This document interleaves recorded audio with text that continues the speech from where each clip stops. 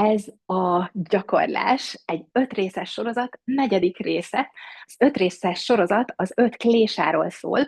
A joga filozófia egy olyan tanítása, ami arra tanít minket, hogy lehet csökkenteni a szenvedést, és ezt úgy tanítja nekünk az 5 klésa, hogy megnevez 5 forrást, ami szenvedést okozhat. Már végigmentünk együtt az avigyán, a tudatlanságon. Aztán nagyon sokan jöttetek végig a következő része, az aszmita, a túlzott önzés, vagy az egóval való túlzott elfoglaltság. Jöttetek tovább, és megnéztük, hogy lehet megszabadulni a ragától, a ragaszkodástól, hogy lehet elengedni azt, ami nem segít már minket, és így jutunk el együtt a negyedik részhez, ami a dvésa, vagy ellenállás, nem tetszés, így is szokták fordítani, és itt nagyon jól lehet kötni az előzőekhez, hogy az, hogy nekem tetszik valami, vagy nem tetszik, az úgy okozhat szenvedést, ugye, hogyha olyasmit jön velem szembe, vagy olyasmivel találkozom, ami nem tetszik. De a joga filozófia szerint nem az okoz szenvedést, hogy van, ami nem tetszik, hanem az, hogy te eldöntöd, te kiválasztod, hogy vannak dolgok, amik nekem tetszenek, vagy amiket én szeretek, és vannak dolgok, amiket nem, és ha ilyenekkel körbebástyázod magad, minél több ilyet építesz magad köré, annál több lesz a szenvedésed. Mert ha te kitalálod magadnak, hogy neked a kedvenc színed a kék, és a kedvenc időjárásod, amikor esik az eső, és a kedvenc ruhád az a csizma, és a kedvenc ételed az ez, akkor ugye nagyon hamar fogsz olyan pillanatokat átélni, vagy olyan helyzetekbe kerülni, amikor valahogy ezek vesznek körül, nem működnek, hanem a rugalmasságodra van szükség. És ugye ez nagyon erősen kötődik az egóhoz, az aszmitához, hogy az egód választja ki, hogy mi az, ami neked tetszik, és mi az, ami neked nem tetszik.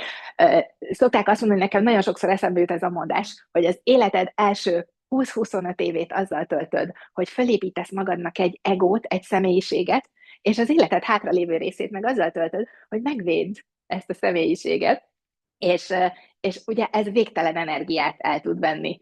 Sokszor ettől úgy megijednek emberek, hogy most akkor mit mondasz, hogy nem lehet véleményem?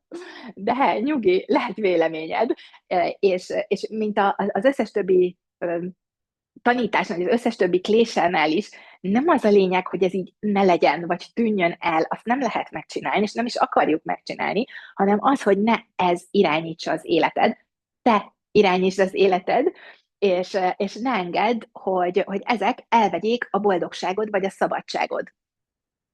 Mikor jó, hogyha van véleményed? Hogyha valamilyen választási helyzetben vagy, akkor kell a véleményed.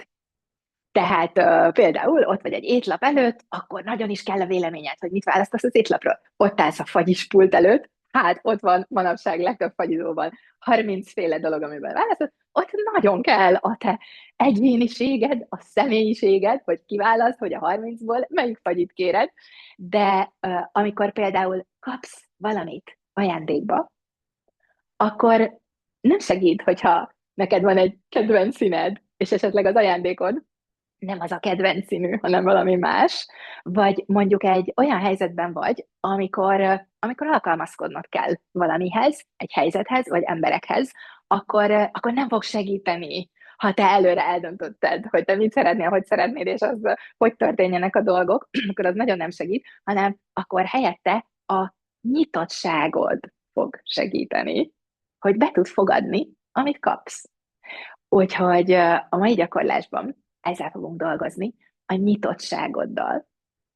És arra biztatlak, ez egyébként egy mindfulness gyakorlás is, hogy ne döntsd el állandóan ászanákról, pózokról, gyakorlatokról, mindenféléről, ami körülvesz meg, ami történik veled, ne döntsd el állandóan, hogy ezt te szereted, vagy nem szereted, tetszik, vagy nem tetszik, mert ez mindegy, nem ez a fontos.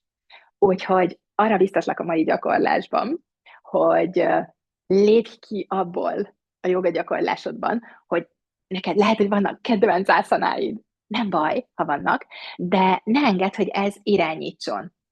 Úgyhogy a mai gyakorlásban olyan pózokat fogunk gyakorolni, ami segít megnyitni különösen a tested előső részét. Ha valami nem tetszik, ellenállás van benned, akkor összehúzod magad. Ha valami képes vagy befogadni, és megnyílsz felé, akkor azt a testbeszéded is nagyon szépen mutatja.